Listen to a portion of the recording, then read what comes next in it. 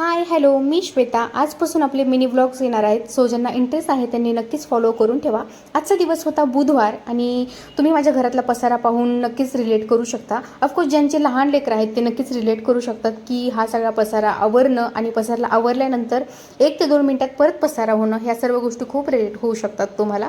बाळाला मी अंघोळ वगैरे घालून झोपवलेलं होतं. तोपर्यंत म्हणलं सर्व कामं वगैरे आवरून घ्यावीत. झाडून काढलं.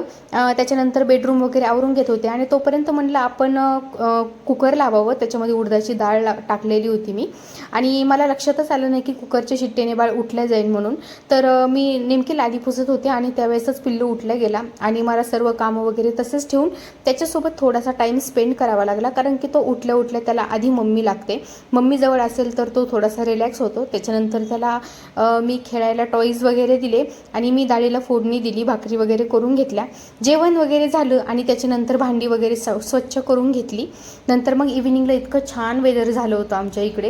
लाईक पाऊस पडून गेला होता, त्याच्यामुळे थंड वातावरण झालं होतं आणि अशी इच्छा झाली की काहीतरी ह्या थंड वातावरणामध्ये काहीतरी चटकपटक खायला पाहिजे. त्याच्यामुळे मग मी आज पावभाजी बनवण्याचा बेत केला होता आणि पावभाजी माझे मिस्टर खूप छान बनवतात. त्याच्यामुळे पावभाजीचं जे अर्धं क्रेडिट आहे ते माझ्या मिस्टरांना जातं.